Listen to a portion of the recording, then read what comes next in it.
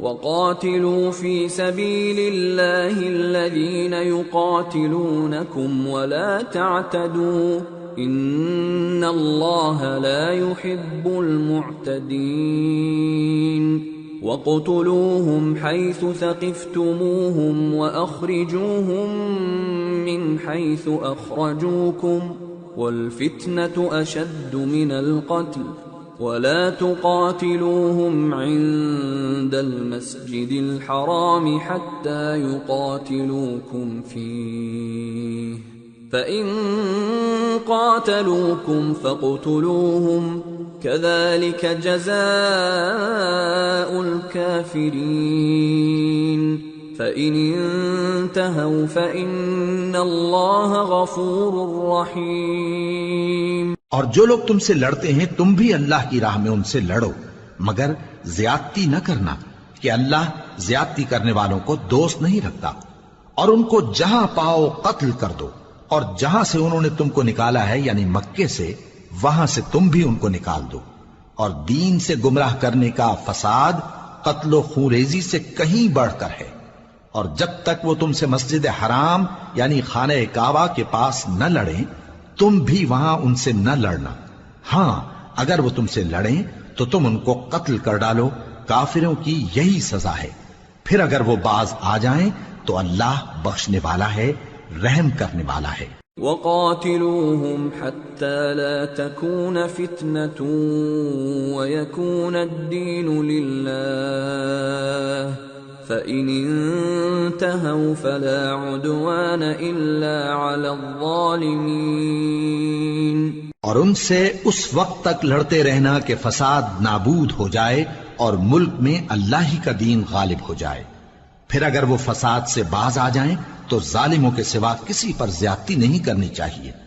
الشہر الحرام بالشہر الحرام والحرمات قصاص فمن اعتدى عليكم فاعتدوا عليه بمثل ما اعتدى عليكم واتقوا الله واعلموا ان الله مع المتقين۔ ادب کا مہینہ ادب کے مہینے کے مقابل ہے، اور ادب کی چیزیں ایک دوسرے کا بدلہ ہیں۔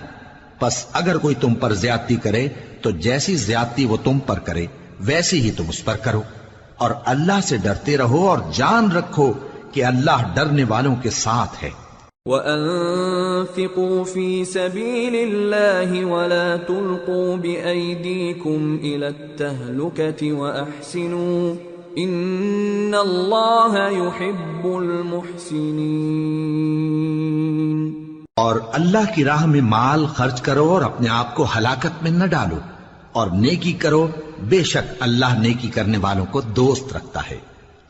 وَأَتِمُّوا الْحَجَّ وَالْعُمْرَةَ لِلَّهِ فَإِنْ أُحْصِرْتُمْ فَمَا اسْتَيْسَرَ مِنَ الْهَدْيِ وَلَا تَحْلِقُوا رُؤُوسَكُمْ حَتَّى يَبْلُغَ الْهَدْيُ مَحِلَّهُ فَمَنْ كَانَ مِنْكُمْ مَرِيضًا أَوْ بِهِ أَذًى مِّن رَّأْسِهِ فَفِدْيَةٌ مِّن صِيَامٍ أَوْ صَدَقَةٍ أَوْ نُسُكٍ فَإِذَا أَمِنْتُمْ فَمَنْ تَمَتَّعَ بِالْعُمْرَةِ إِلَى الْحَجِّ فَمَا اسْتَيْسَرَ مِنَ الْهَدْيِ فَمَنْ لَمْ يَجِدْ فَصِيَامُ 3 أَيَّامٍ فِي الْحَجِّ وَسَبْعَةٍ إِذَا رَجَعْتُمْ تِلْكَ 10 كَامِلَةٌ ذَلِكَ لِمَنْ لَمْ يَكُنْ أَهْلُهُ حَاضِرِ الْمَسْجِدِ الْحَرَامِ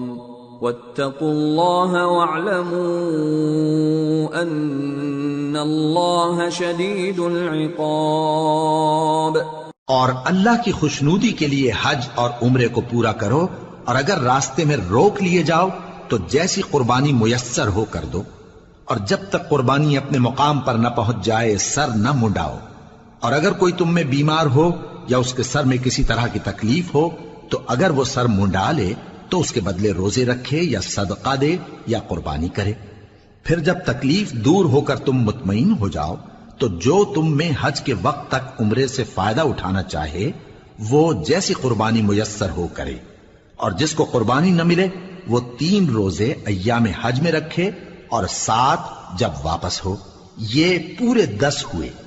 یہ حکم اس شخص کے لیے ہے جس کے اہل و عیال مکے میں نہ رہتے ہوں، اور اللہ سے ڈرتے رہو اور جان رکھو کہ اللہ سخت عذاب دینے والا ہے۔